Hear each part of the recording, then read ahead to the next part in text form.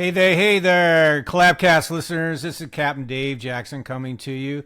I cannot tell you how excited I am to talk to this guy. This is like, in my version, Mr. Technology. This guy knows more about technology in the insurance world than any 10 people you're ever going to meet. And so I want to say welcome, Jeff Roy. Thank you for coming on with us. Captain Dave, always a pleasure. It's great to see you. It's been, I think we bumped into each other in Cleveland at the conference there, right? Maybe the last time we Yeah. saw each other face to face. The Big Eyes Elevate conference, yeah, in Yeah. So Cleveland. it was good. It's been a That while. was And again, before COVID, so that was a little while. yeah, and I think last time I've been at the at your conference was in Phoenix in 2018. Yeah, I got to kick it off, so Good for it was you. pretty. Yeah. It was a great time, and I've always had a great time at IAOA's conference when I got to go, and then COVID kind of us people in Canada got stuck up here and we couldn't get out, Boy, so I had to watch you guys continue to live your lives while we were in a bubble. So yeah, the frozen tundra stayed frozen. totally.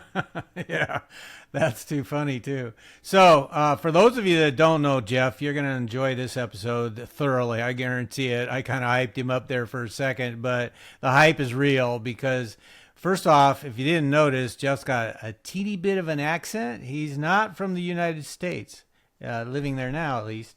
He's from Canada, our great partner and country to the north. Clinton, Ontario. Tell people where Clinton is, Jeff, if they don't know. It's about 10 kilometers away from the moose's ass. No, just joking. If those have heard of Toronto, Ontario, Toronto is Sure, actually sure. funny enough the third biggest city in North America. People don't realize how big Toronto is. We live about 2 hours west of Toronto. It's a town of 3,200 people in a beautiful rural setting that has a lot of farmers, a lot of second, third, fourth generation people here. So, I was lucky enough to grow up with the small town mentality. So wherever Una and I go, we take that small town values and beliefs with us. So, just so people make sure I heard it right and our listeners heard it right, you didn't say 320,000. You said 3,200 people. 3,200 people. I jokingly Oh my call it gosh. Metro Clinton when I'm in Toronto because people are like, Metro Clinton, is that just an extension of Toronto? No, it's my sarcastic, right? And I used to, That's when funny. back in the days before GPS and Google Maps and Yeah, Apple yeah. Maps, I'd always tell people I live at A5. So A5, I don't know if how this looks in the camera, but A5 on the grid reference, Yep, because people yep. didn't know where it was, and I'd always have to find the closest landmark remotely close. So sometimes it's Toronto, sometimes it's London, sometimes it's Stratford. But yeah, the fun parts about living in a small town. Wow. And obviously, you live in the heart of hockey. So, everybody there's hockey nuts, hockey crazy. You're no different, correct? Yeah, I played hockey. I'm a goaltender, so I had pucks shot up my head, and a lot of people blame me for being in insurance because I took too many pucks to the head, and it was the only career I could do. But I still play hockey to this day. I'm 52 years old, and I still play 10 to 20 games a year, and still flop down on the ice and get back up. And yeah, we get a real passion for hockey here in Canada. I coached Hmm. goalie school for 20 years, which I helped in my community, and unfortunately, I call it a recovering Maple Leafs fan. I've got this sick addiction that I Ooh. think someday they're going to win the Stanley Cup. I believe before I die, and I'm starting to run out of years to be quite honest. But I've been cheering for so long, I just can't. I can't give it up. I got to keep going, and you can tell my beer is always half full, not half empty. I'm an optimist, so yeah, we'll figure that Yeah. out. So yeah, big Maple hockey Leafs fan. hockey. You're right there with the Chicago Cubs in baseball. It's been a while. Yeah. So when you play today, are you still a goalie? Yeah, still play goalie, still put the pads on, and yeah, still Nice. try and recreate what I did 20 years ago at maybe a somewhat slower scale, but I'm still competitive. I still, once you're a goalie, you hate to let a goal in, you hate to lose, and as soon as I'm happy letting a goal in or losing, it's time to hang the skates up. Hmm. So you must be doing okay because you're still skating. They still ask me back. I haven't got cut yet, so So I don't know the game of hockey. We'll get to the boring insurance stuff in a minute, but I want to hear our listeners to learn about you. And I don't. I know hockey. I had season tickets for a minor league level couple years, and I follow the sport. I don't follow like the NHL super super close. Obviously, I know who the Maple Leafs are, but in terms of goalie, don't the players and the coaches look at the goalies as that's the craziest person on the team? Yeah, you hear the term goalies are a rare breed. They're strange. They're different. Right? There's a whole bunch of terms, and again, I like to think that's the other 98% of goalies, not the 2% that I'm in. So I I see. always look at it that way. But goaltending has got a lot more the credibility's gone up. Equipment has changed. It's got lighter. The goaltending position has really evolved. Science, technology, physiology and stuff has went into it. So goaltending has got a lot better. As the pucks are coming at you at 100 miles an hour. No, So you that's have, why I say yeah, crazy yeah, because that crazy. But sounds the, nuts to the me. equipment when goalies are crazy, they used to 100-mile-an-hour puck is coming at your face with no mask. And Right, right. until they started, so people were crazy because they're getting a puck off the side of their head with no equipment on. That's where I think the goalies back in the 1950s and 60s. Jacques Plante was the first goalie he got hit in the Yeah, face, I got remember that 150 name. stitches. He said, "Screw this," and he went and put a mask on. And back then, the coaches didn't want you to wear a mask because they felt it would restrict your vision. So it took Hmm. creative people like him to actually say, "Hey, I'm not going to get puck shot at my head." So that's a lot of goaltenders aren't crazy anymore. It's a lot more acceptable, but that terminology is still floating around. So Okay, so they have better protection today than they ever had. 100%. That's good. Okay, that makes total sense. So, all right. So I want to know our listeners to know a little bit about you personally. Are you from the Clinton or Toronto area? Yeah, I grew up in Clinton. I was born here. I've lived here my entire life except for 5 years when I went off to university. I went off and did a business degree, came back, and worked at insurance in the summers with my father. And that fortunately or unfortunately, I came back and had to work in the brokerage because they needed the help. And I didn't have the opportunity to work for anybody else but my father. Yeah, once I was done university, I worked on a farm when I went to high school. So I, shoveled manure, threw hay bales around, drove farm equipment, cleaned out chicken barns and beef barns. So I kind of, learned how to work hard. So, I wasn't going to own a farm anytime soon. So I quickly realized I better get my marks up so I could get into university. So, some of the small town stuff kind of reflected on growing up where I was, but yeah, it Hmm. kind of gives you a little bit of background there. And I've got just to kind of give you a history. I've been in the insurance industry since 1989, so a lot of your listeners probably weren't even born when I got my broker's license. But yeah, it's been 34 years of when I started I got my dad's computer system set up in the office and it got the first rating system put in. My dad was doing everything by pen and paper, pulling manuals out, writing things down, calculating rates, and we quickly put a rater in place back in 1990. That was one of my first projects. Uh, Okay, you just said 1990. 1990, I don't know yeah. if people understand. The internet was only out like 2 years at that point. Actually, it wasn't out. To So, be quite honest, it had not been invented. Had been invented, but Berners-Lee, I think, invented it. Back in like late '70s, mid '80s. sure, But sure. I didn't actually get on to the World Wide Web until 1994, when Hmm. the American Online mailed me out like everybody else access through your dial-up 9200 BPS modem or 1444, whatever it was. Yeah, Yeah. that disturbing sound that nobody wants. Yep. For some reason, nobody Yep. ever has that as a ringtone on their phone. I don't know why, My but modem yeah. connecting. Yeah, so that's what. So this is prior to the internet, and when I came into the office, the most innovative thing my dad had was a typewriter that we could type out an auto ID card, and it would save it memory, and it would type out 4 or 5 more if we put the Memory. yeah. Holy moly. That was That's pretty cool, and fancy. then we put our first fax machine with the curly paper in. That was considered groundbreaking technology back in Thermal 1990. paper. Yeah, Yeah. so pretty Yeah. crazy. But now we're Yeah. into AI and robotic process Oh man. automation, and Totally I different could ball give you a game. list of 35 acronyms and terms that people throw around to sound cool at the cocktail party about where technology's gone now. So it's kind of gone full circle, Dave. It's quite For an sure. evolution, right? Yeah, for sure. Um, but yeah, you've seen it. So it feels like what you just said. You embrace it from the very beginning. in your dad's agency, you said, let's bring in the new stuff. It wasn't anything like today, of course, whatever was new at the time. Yeah. A typewriter with memory. I remember typewriters. I took typewriter class in high school. Yeah. It wasn't keyboarding. It was a typewriter. There was a computer lab, but 5 guys with one computer in my high school.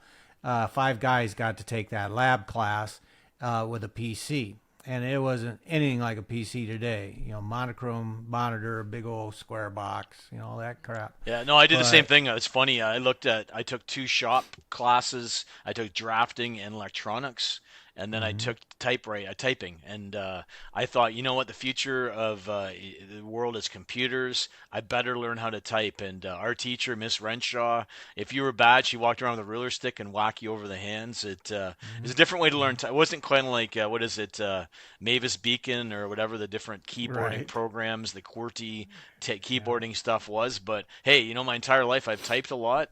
One of the best course I ever took was typing. Who knew? Yeah. Yeah. It was an optional elective for us. It wasn't even required because typewriters are the only things around. So they had gone from manual to electric. IBM Selectric 3, the third version was already out when I was in high school. Yeah, I'm older than you. So, yeah, um, uh, and that was it. Computer lab was there, but like I said, only 5 guys got to take that. That's the limit. They only have one PC, so you couldn't have 20 people using one PC. no, So I nobody opted for that. A couple, handful of nerds did, but everybody else did typewriting yeah. or typing, whatever you call it, and you had to learn a keyboard basically. The keyboard's the same. The letters are in the same spot, so it basically gave you some good background. So that good on you because you weren't destined to be a farm boy. No, unfortunately, my parents didn't own any farms, and land back then was expensive. But now land in our area is going for 35 to $45,000 an acre. Yeah. So unless your family's in farming and you've got some access to equipment, you're not going to get in. It's Right. impossible. So you Yeah. can't set up a scratch farming agency or farmer. You can't be a scratch farmer. No. No. Not unless you've got millions and millions of dollars and you want to buy out somebody who's got 10 acres or something really Yeah, well, small. no, and you need a minimum acres to even, even 100 acres is too small, so there's no Yeah. Yeah. scalability, right? So No. it's a tough one to get into. Yeah, for sure. So let me ask you about Excalibur Insurance Group. Um, you've been involved 34 years. Now, I usually ask most of my guests or anybody in the industry, did you stumble into insurance like, I did and most people did? And the answer 99% of the time is, yeah, I didn't plan on insurance. But your dad had an agency. Yeah, So you had a natural in. yeah. When did you know that was going to be your lifelong career? Well, actually, my grandfather started at Victor Roy. He came back from the war, and he got gassed. He actually had his lungs burned out by mustard gas, and Oh, he was wow. going to become a doctor, but they said, no, no, you have to farm. You should be outside because you can't be inside for long periods of time because of your lung damage. So he got a parcel of land. A lot of the veterans got a really good deal to get land back in World War. This is World War One, so we're talking 1917. So my Right. grandfather farmed for another years. My cousin still runs the same farm, so the farm's still in the family. But then he left the farming and he started a credit union. And before the credit union, he got into insurance. And there's a company called the Cooperators in Canada that's quite large, probably a top 10 company. He was one of the first agents. He helped form it with the people at the table back in the 50s, and he was an actual insurance agent at that point. And then he passed the torch over to my father, Peter Roy, who took it over in '57, and he ran as an agent. So he had one company till about the '70s, and he was able to get a farm mutual company. So we had 2 companies, and the compensation was not great at that point. And 1980, a company came along and said, "Hey, we're going to give you 15 to 20% commission." And my father was making less than 10% commission back then, so he became a broker. You call it an agent in the U.S. And that's kind of how we became a brokerage. And then 10 years later, my dad needed help doing crop insurance in the summer. He had 500 clients that he had to go and visit, do their acreage reports, measure yields, all that kind of stuff, do claims. So I, having a bit of farm background for 5 years, went out and saw a bunch of farmers when I was 18 years old, driving around the back roads in a truck, trying to figure out where the heck they lived because we didn't have. I'm not sure if you have 911 numbers in the U.S., but we had We lot do. concessions back then. So hey, take a left at Joe Brown's place, go 4 blocks, and or look it up in a map. So I got to learn my Yeah, we had backyard. what were called plat maps. Flat maps, yeah, yeah. Yeah. We didn't have Hmm. GPS back then, so No, I mean, no. my GPS looking at a map and figuring out where the heck I went to. So I did that in the summers, and then I actually started off in kinesiology. I was going to get into chiropractics or physio or some type of medical industry because I played a lot of sports and thought that was interesting. But Hmm. my plans got changed, so I did a detour in second year university where I figured that I liked insurance, I liked the people. I would say number one, I like the people, and I like the fact that it was Hmm. changing and there was technology in it. So I found that fascinating. How I could apply technology and different things to improve the business. And so I switched over to a business degree, and I ended up unfortunately losing a year. So I spent an extra year in university because my sciences didn't all were compatible with my business Hmm. course. And lo and behold, became a broker and well, what are we with 2023 now? Still doing it. I'm not sure if I'm not smart enough to get out of it or I love it. I think I love it too much and enjoy the industry. And mind you, it's not quite as much fun as it used to be, but I still do enjoy the industry. But it's generally all about the people. The people in the insurance industry in Canada and the U.S. You can't beat them. They're great people. Yeah, yeah. So, let's give our listeners a snapshot of your agency, your current agency. So, you've been in the business 34 years, since you were 18 years old, personally. But and Excalibur, has it actually been called Excalibur, and you started as Excalibur 34 years ago? Good question. It was called the P.A. Roy Insurance Broker. So it seemed to be Okay. big, and it must have been big in the U.S. that, hey, let's name the agency after our last name, right? And I think that's a fairly common Yeah. thing. It used to be Yeah. big. So my dad, no different, called it P.A. Roy Insurance. I got done university in 94, and we had 3 insurance companies. So imagine today if you're trying to run an agency and you have 3 weapons when everybody else has got 10, 15 weapons. You can imagine how difficult that is to be successful. So I set up Hmm. a cluster. That's what they called them back then. Now, you don't want to use the term cluster anymore because companies don't like it. They think nowadays that you're just stacking premiums to get better CPCs, which you are, but they kind of don't like that term in Canada. They like the term group. So we set up a group. I went out and I met 2 other brokerages, actually 3 other brokerages. We came together and we didn't have a name for the group. They wanted to use everybody's initial of their last name, so the RMKG.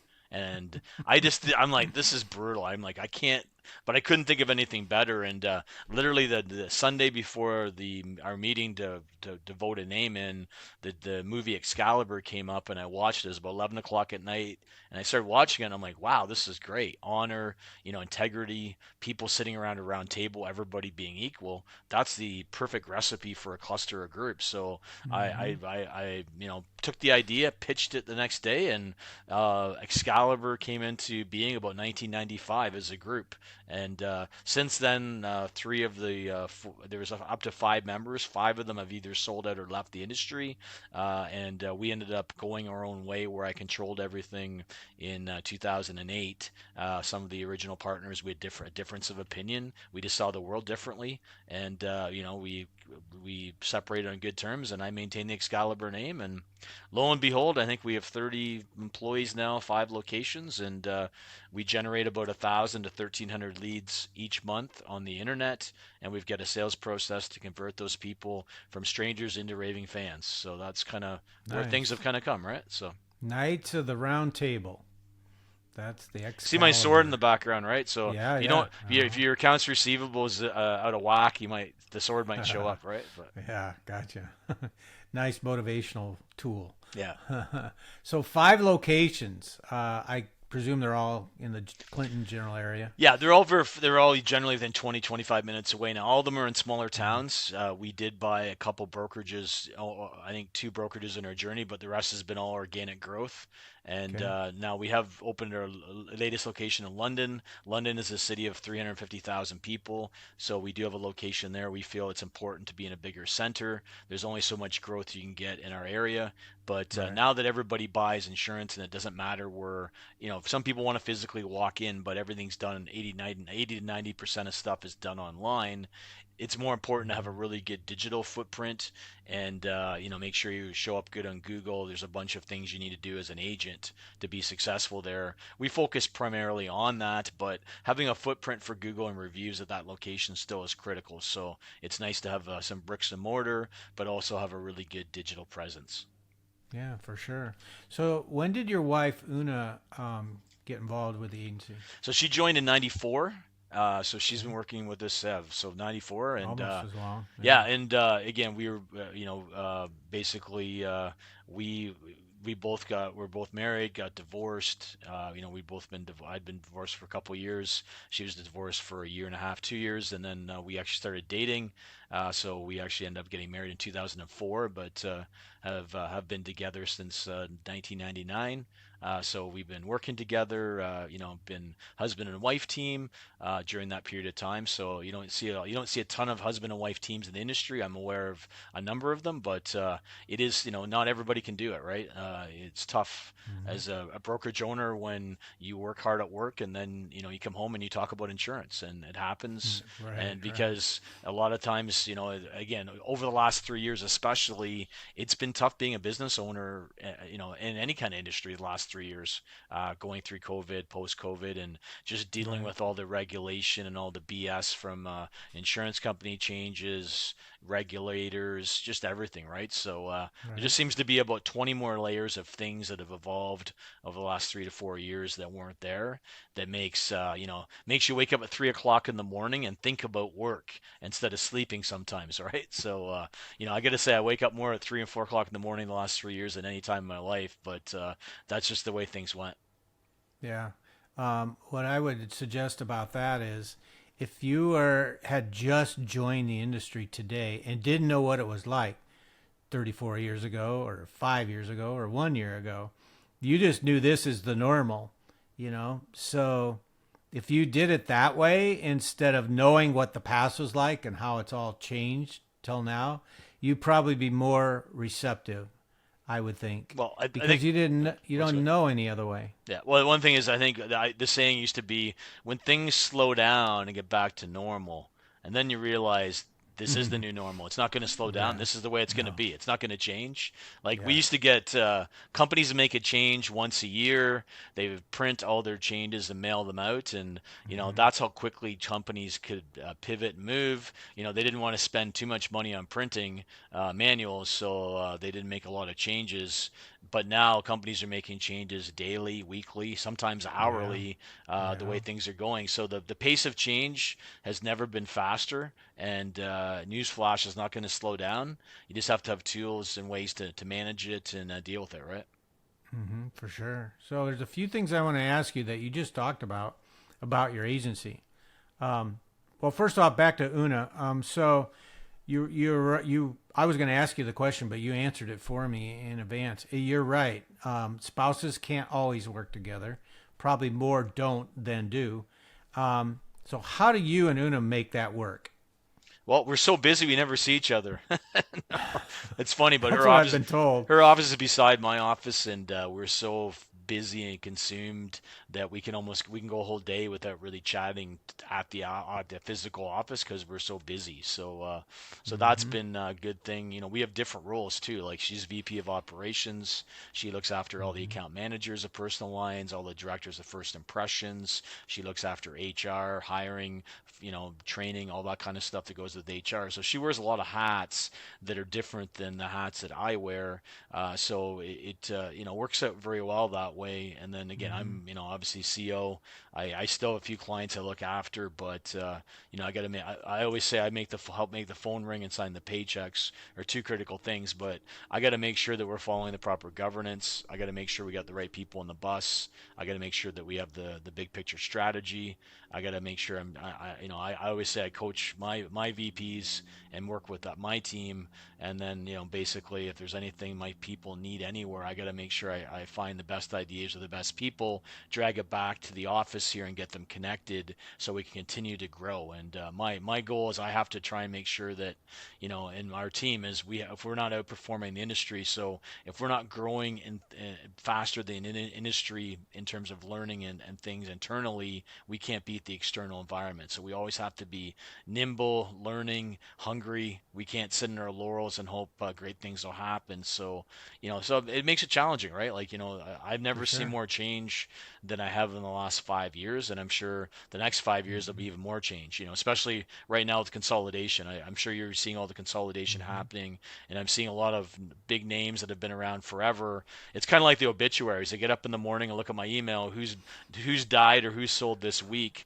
That's Who kind of what it sold out feels to like, who? right? And it's Yeah. like, well, I guess we haven't sold or died, so that means we're still alive. So that's a good thing. But I do see, Mm-hmm. consolidation is huge right now, and everybody's going for scale, trying to get the money's flying around from the venture capital firms because they can get a 35-40% return, and insurance has a renewal. Not many other industries except for software can pull that kind of stuff off consistently year after year, and software has a limited window. So just a lot of Right. different nuances there, right? Yeah, for sure. Um, so I heard you explain your roles in the agency, and one of them is get the phone to ring. So that was one of the topics that I wanted to hone in on because I knew you'd bring that up because this is one of the areas that you excel in. You say you develop and create your own leads. Tell us about how you do that. Yeah, we've got and one of the things I'll talk about with the Living a Story That Matters at the conference in Chicago, which Una and I are co-presenting, so it's going to be exciting Mm-hmm. having a husband and wife team up on stage. We'll talk about how you stand out and the things you need to do as an agency owner to grab people's attention right now. And right now, the average attention span used to be a goldfish, 8 seconds. I'm not sure who's got a smaller one, a slug. I'm not sure, but it's probably down to 7 or 6 seconds. But what we do is we've built a website, and we've done a lot of work on SEO and blogging to drive organic traffic. So we've got to the point now that if we get 100 visitors to our website, we usually convert 16 to 17 into a quote. That used to be 4, 5, 6 when we started tracking it. So we've done a number of things from how our website loads to the links to our website to our content, and a number of things just to make sure that we start driving that. So we have, we've been lucky enough to produce 800 to 900 organic leads each month, and so we'll talk about different things that we do to generate those leads. But generating leads is not enough. You need a sales process to take those Mm-hmm. leads, respond quickly, run through a script, find their pain points, and provide a price and a solution, and get that converted into a client, and then using technology, onboarding them, get them into being a raving fan. So we've built that process. It's something I shared in Phoenix, Mm-hmm. and I kind of shared some of our branding in 2017 in Orlando, kind of when I first connected with all my friends in the U.S. Right. By speaking and sharing our story. But that's what we do, and we'll talk about that at the conference. We'll share some things about how do you connect with a marketing message with your prospects. How do you connect with your client, your existing clients, and your people you've just written up, your new clients? How do you connect with your team and your staff? And how do you connect with the community? And creating a message that matters, that actually resonates, that people actually see, that gets through their brain. That's critical. And unfortunately, a lot of people copy other people. Their stuff looks the same.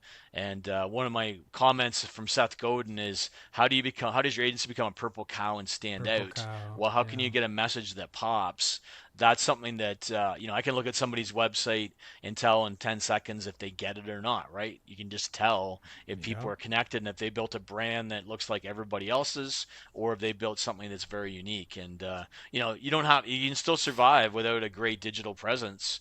If you've got centers of influence, you got traditional stuff, that's never gone out of style.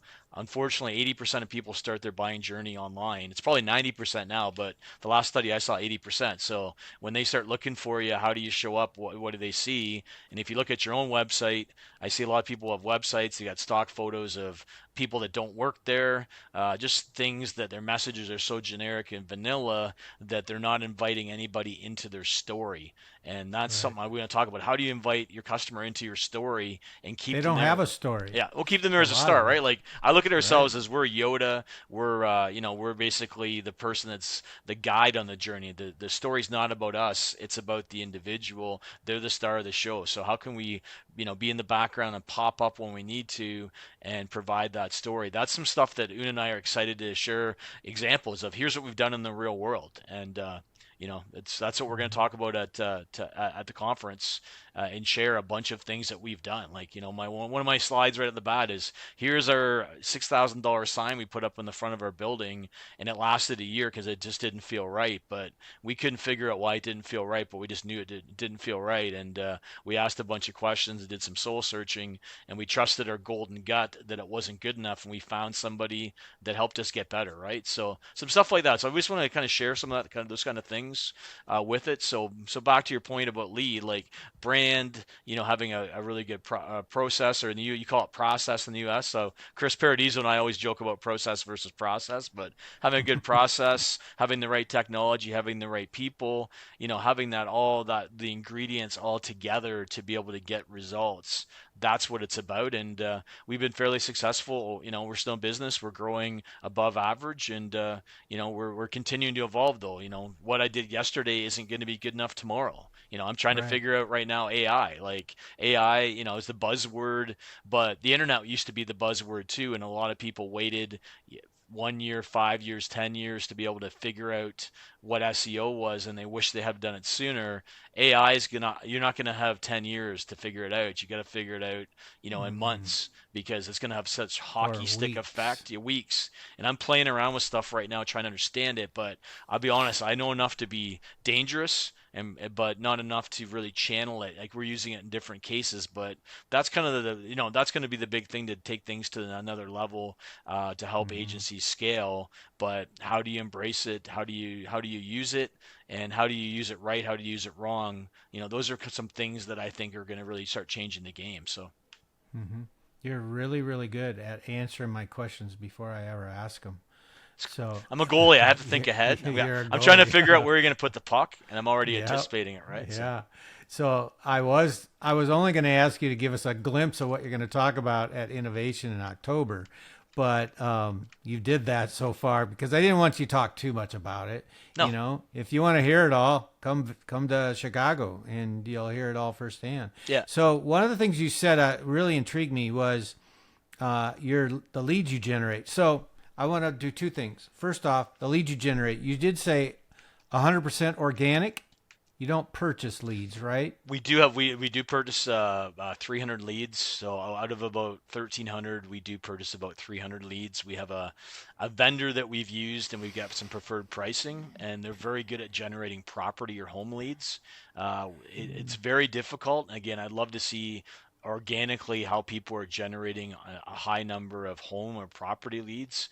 And again, I think it's something that varies state by state, because every state, every province has different competition, so it's very, but we found it very hard in Ontario. Mm-hmm. Ontario has got 14, 15 million people. Canada's 50 million people, so we're 35-40% of the Canadian population here, and it is the most competitive battleground of any province. And there's a lot of players. You got to be on top of your game to compete here. It is super hard to generate property leads, so that's what we found. So that's why we use the aggregator right now. They've been able to generate 150 property leads for us, which is good. The auto leads we're pretty good on, and it's part of the package. So we helped work with this aggregator before they came into market.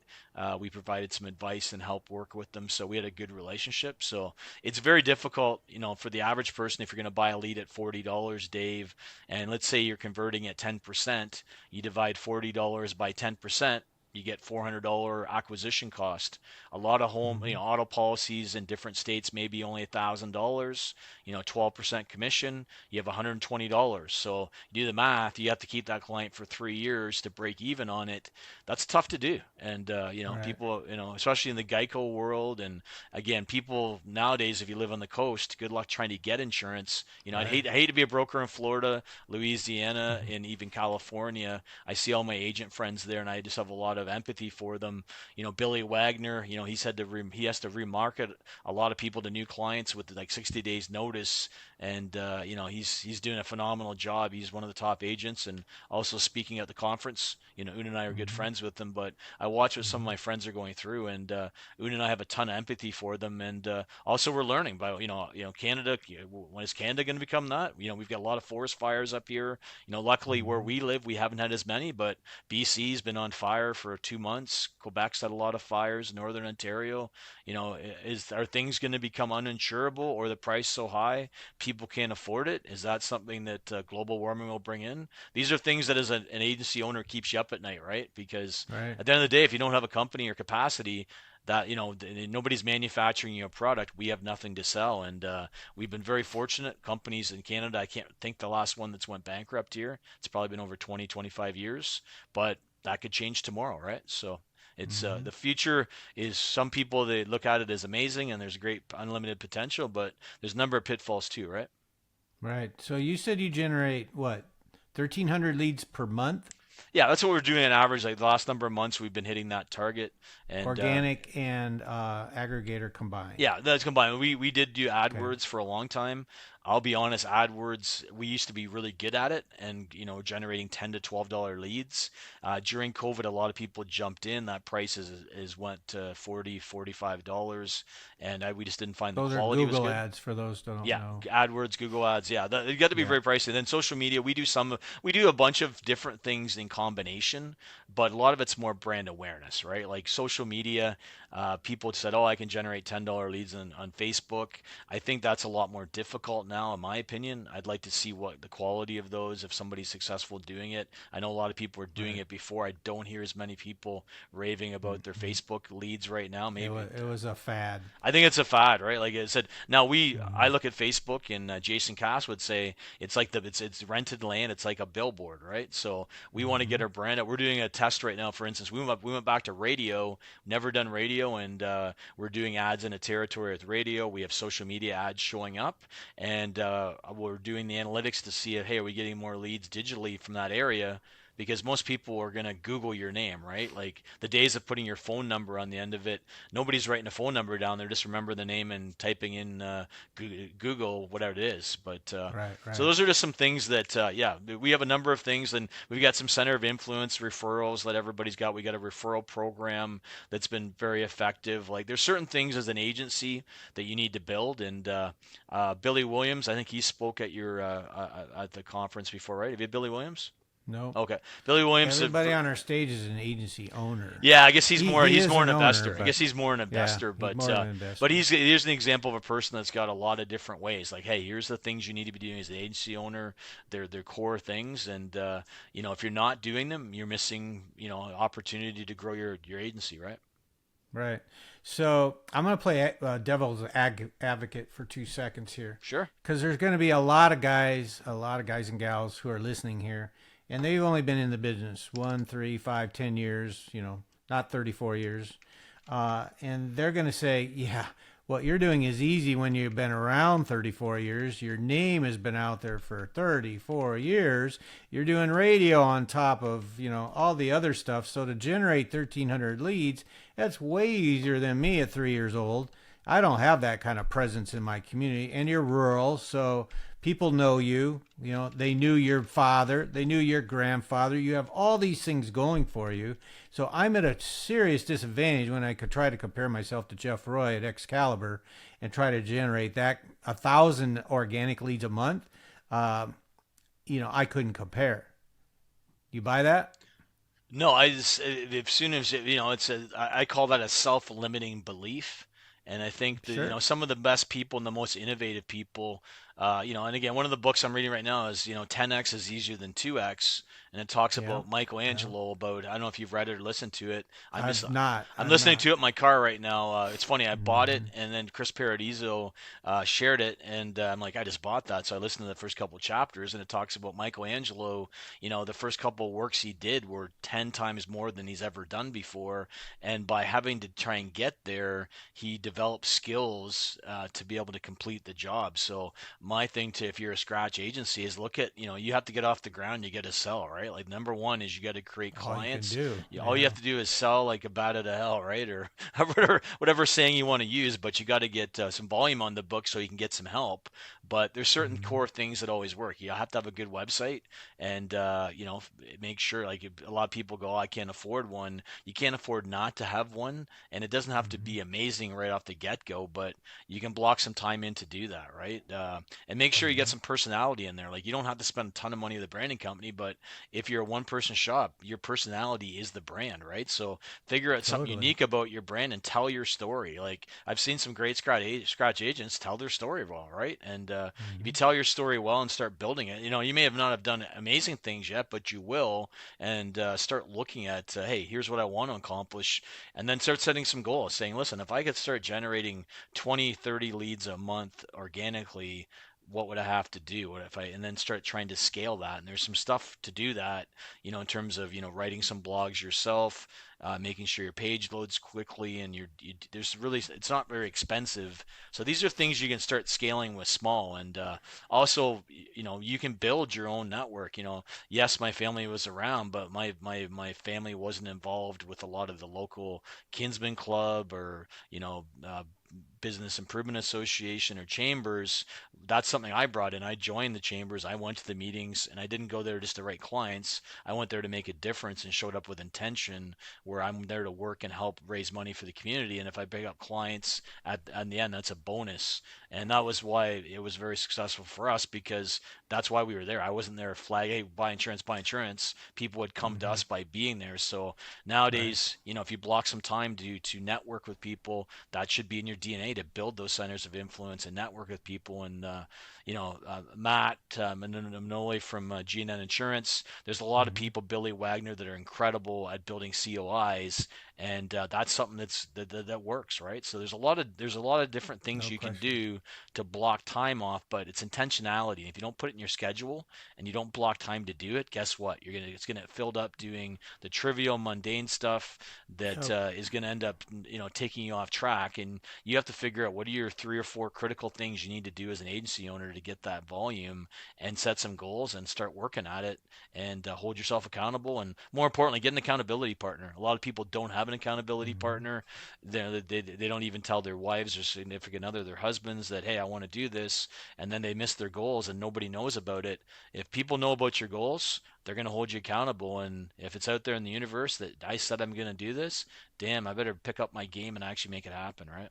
Yeah, for sure. So this but So this let, this garage stuff, hey, you've chosen it and you want to dive into it, you put your heart into it, you can do anything, right? Like, we started doing our online stuff. We bought a couple leads. We weren't generating any leads, right? Our website was horrible for years.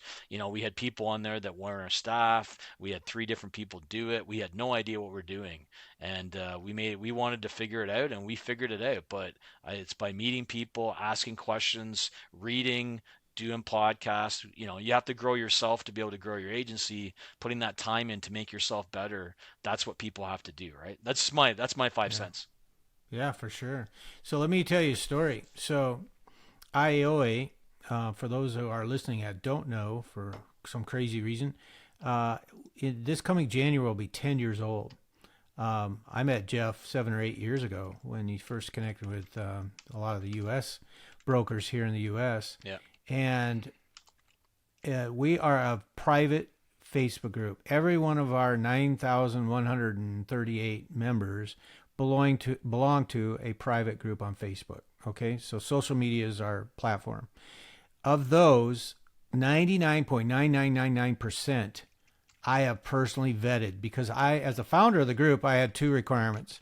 Other than using Facebook, you must be independent, and you must be a principal / owner / partner, have an ownership stake in your agency. That was a requirement. Was day one, still is today. And everybody loves it that way. So that's not likely to change. But what that meant is I needed to know before I approved you to become a member that you're independent. That means you typically represent multiple insurance companies. And number two, as a broker. And number two, you have an ownership stake. So in doing that, Facebook allows us to ask 3 qualifying questions. I ask for the name of your agency, your title or position, and today I asked for email. I didn't used to do that before, but we do today. And in the email, if people are giving me their true work email address, that typically has your URL to your agency. So that lets me get to their website real quick. So I'm going to guess, and I don't think I'm exaggerating, I've probably seen 7,000 or 8,000 insurance agency websites in checking all these folks out. A lot of them are referred by current members, but not all of them. Facebook refers a lot because people are just on Facebook searching. Yeah. But so I see these websites, and I got to tell you, Jeff, just like you just said a few minutes ago, there are websites of agencies that were created in the 90s, and they still look like it. Yeah. 1990s. That's almost 25, 30 years ago. It's incredible. Websites look nothing today like they did 3 years ago, let alone 25 or 30 years ago.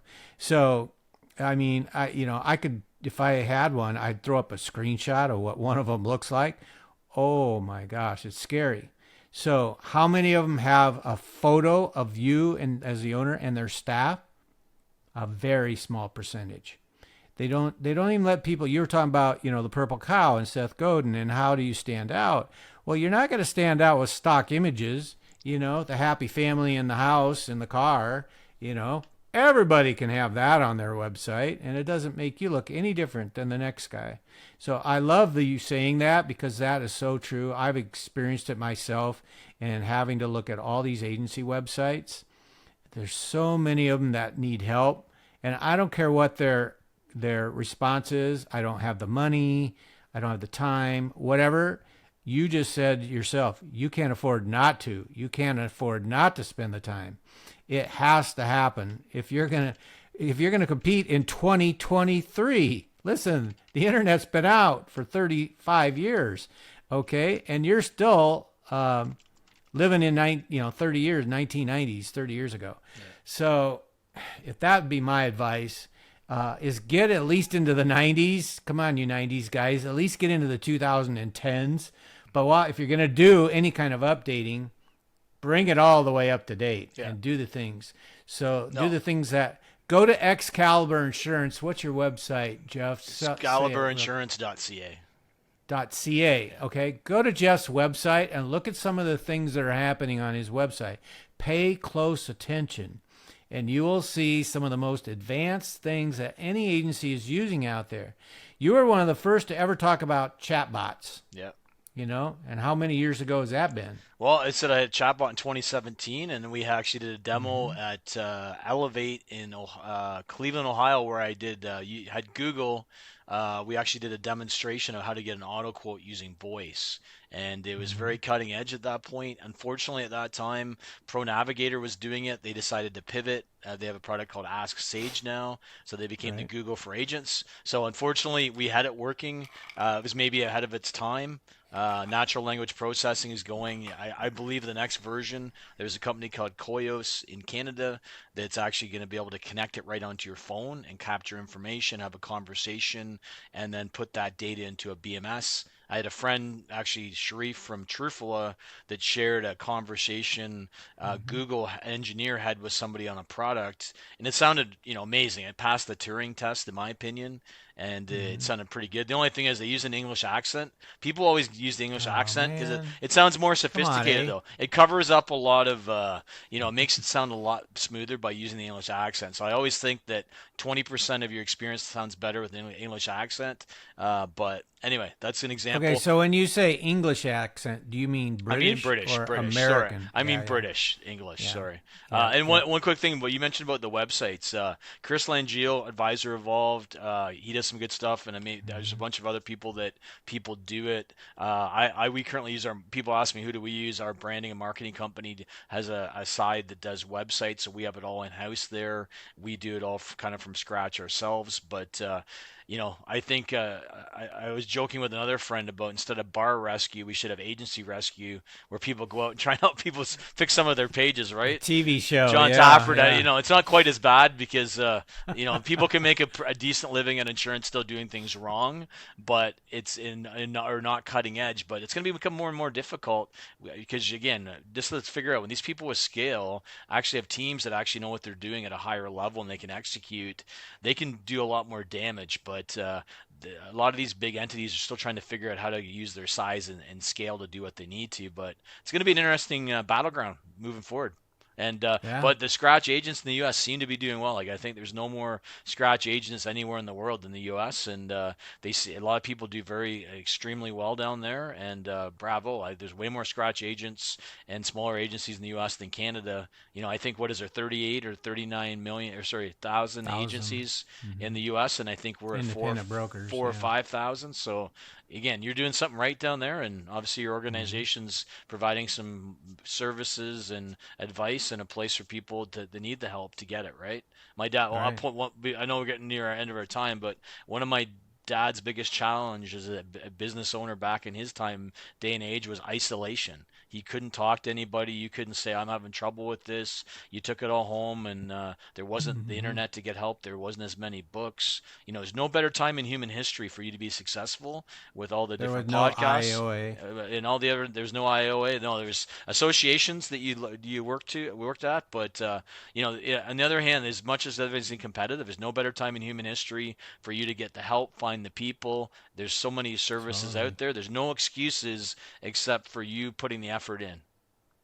I agree. Couldn't agree more. 100%. So two last topics I want to touch on with you. You do have your own podcast, Digital Insurance Pint, Yeah. and you have a few co-hosts. So what's your objective in producing that podcast? Our job 100% is to educate brokers and companies and vendors on the issues that affect us doing business.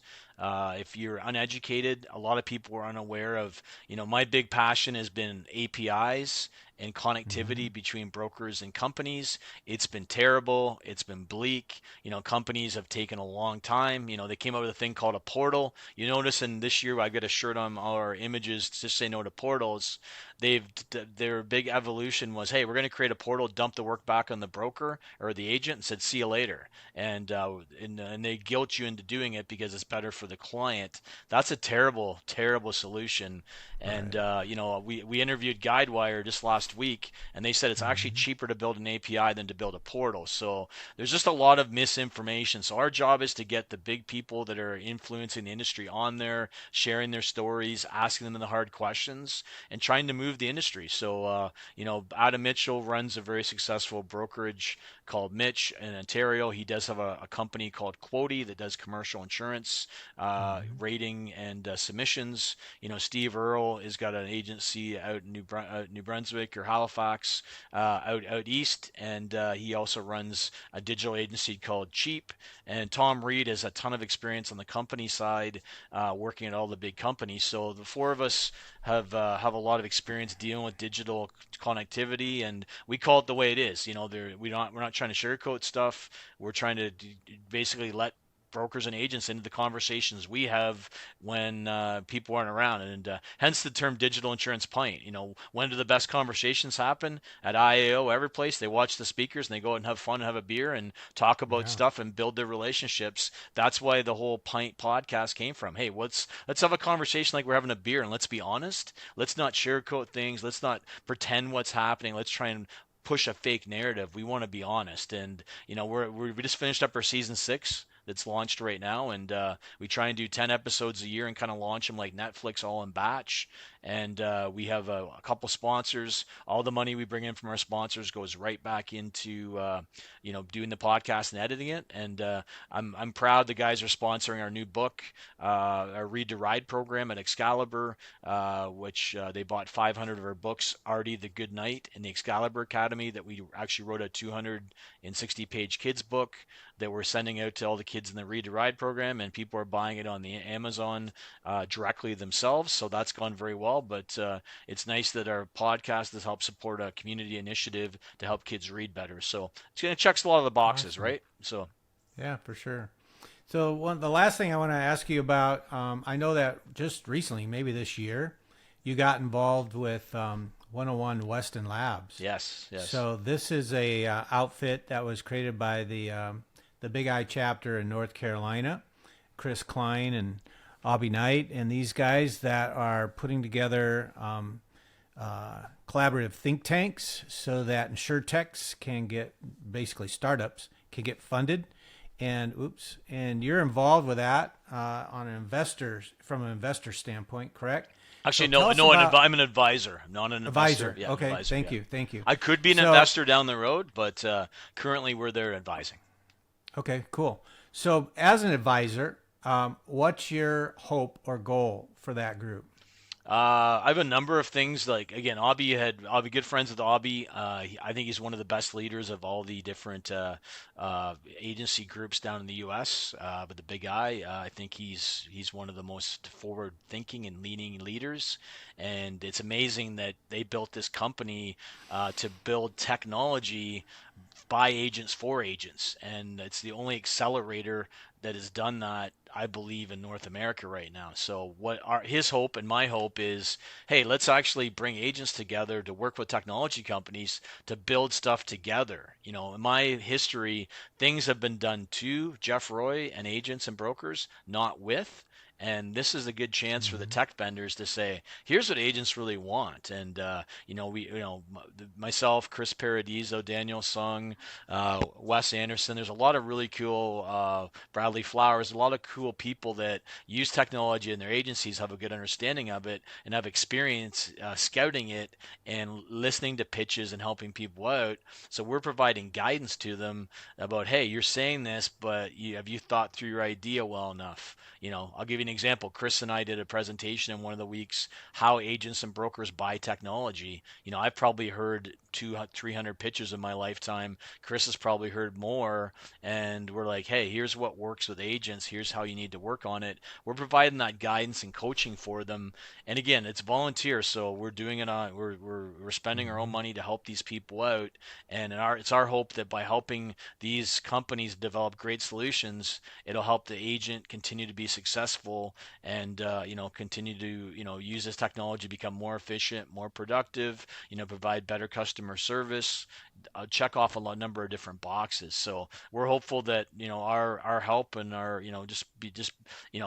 one of my sayings, it takes a community to raise a child. So by giving back, you leave the world a better place than you found it. And one of my big things, my Simon Sinek why is I want to help champion people. And how do I do that? To go above and beyond to make people's day. So I want to leave the industry better than I found it. I have a noble cause. It's not about lining my pocket with money, and it's not all about me. It's about giving back to the industry, making sure things are better than I found them. And that's why people go, why do you speak? Why do you go to the U.S.? Why have you spoken to 14,000 different agents and brokers? It's because I care and I want to help out, and I wish people had to help share with me a lot more when I grew up, because I For didn't have some of sure. that stuff. So I want to share what I can. Do I know everything? Hell no. The older I get, Dave, the more I realize I don't know very much. And so I'm happy to share what I do know and my experiences and help make people better. And that's what Weston Labs all about. It's about creating that good technology, us coming together, building it, and helping agents be more successful. Yeah, to me, it's no surprise that you're involved with him because you embrace technology like probably nobody else I know. So I applaud you for that. Thanks for doing that and bringing the technology that we need as agents to the forefront, so we can make our lives our clients' lives and our agencies better and the people who work for us. Yeah, 100%. Like I'm a big fan. Like you can tell, I'm a big fan of the U.S. Like I just love the U.S. All the agents in the U.S. And I just feel very welcome, and I feel really comfortable in that space. And yes, a lot of things I help on have no effect in Canada, but I know there's a lot of things I'm learning down there that go back and forth over the border. And again, at the end of the day, we're all doing the same stuff. There's nothing. Every business is the same. There's different legislation, there's different terminology, but it's all the same, right? 99% of what we do is the same. Some of the tools are a little bit different, but there's so much to learn. And again, I've learned a lot from my brothers and sisters from the U.S. and hopefully I've been able to share some stuff from Canada and my perspective. And as you say, better together, right? To kind of bring this full circle. Time. Yep. One of the things I posted earlier this year too in IAOA, collectively our 9,138 independent agency owners have 35,000 years of insurance industry experience. Yeah. And you can join this group for free. Yeah. No, where can you go glean that kind of knowledge and experience for free anywhere in your own industry? You can't. Where can you get that much knowledge? Hey, quick question for you. I was going to ask you earlier. Sure. I've got a friend in Canada I was going to recommend. They do not have Facebook accounts personally. They have a corporate account. And I'm like, I never saw, but then people are starting to go away from Facebook and going to Instagram or stuff first. Can they become a member if they don't have a personal Facebook account? No. Not available? No. Here's why. You might have a Facebook page for your agency, Excalibur Insurance Group. We don't know who the admins are. It could be your CSR for all I know. So we don't know who the admins are. And so we don't want to allow access to anyone other than an owner. So now that owner would need to create a Facebook account. It's free. It'll take 2 minutes. Oh, no. But I know. Well, it's when they wanted to join. They want to go to convention, but they have to become a member. But they don't have a Facebook account. That's interesting. Yeah. Well, so the question is, you want to our conference is called Innovation, but yet you're not using social media, so that makes me wonder what's going on here. But no, we restrict it that way. For a purpose, for a reason. Yeah. But it's fine. No, I just want to ask you that. Sorry, it's something they could email me direct. Okay. They could email me direct if they really want to just attend our conference. Yeah. Even just because it's a certain presenter. Well, maybe you can get them to get their own personal Facebook account. Maybe. And one thing too is I gotta say, like Facebook, a lot of people are turning off the social media because it's a distraction, anti-social media, whatever. Like I keep it. There's certain groups I'm in. I don't want to miss anything, but it's something that people are starting to go the other direction. So it's something interesting. Like what if Facebook groups go away? What's the next collaborative tool? I'm just throwing this out as debate, but awesome. Anyway, I'll connect you. And I'll let you do your magic. I do know their owners, and I can vet for them 100%. And they're great. They're two twin brothers that have done a dynamite job. So I wouldn't refer anybody to less than that. But anyway, that was great. Cool. I know we're getting close to. I think our hour is up here. But yeah, we appreciate it. Thanks for joining us here today, Jeff. We appreciate you. Our friends up north in the great country of Canada. We appreciate you. And man, hockey's only like 3 months away, right? Can't wait. The season. I know. You're probably cold enough to play outside on ice right now. Yeah. Well, it's pretty hot. Up here it's 30 degrees, and our temperature would be like 90 degrees in your temperature, right? So yeah. It's hot everywhere in the country now. It's a hot world. So anyway, thanks, Dave. Appreciate it. Look, Una and I look forward to speaking at your conference. Thanks. Appreciate you, Jeff Roy. This is Captain Dave signing out. Thanks, everybody. Take care. Thank you for listening to Collabcast with IAOA with Captain Dave Jackson. Production and distribution by Podsquad.fm, Riverside.fm, and Spotify for podcasters. Special thanks to Little Dog Social Media, Terry Champion, and all our guests and listeners. If you're an independent insurance agency owner, please subscribe to our podcast weekly. You can also request to join our agency owner exclusive Facebook group, IAOA, or Insurance Agency Owners Alliance at IAOA.com. Captain Dave Jackson signs out from sunny Hendersonville, Tennessee.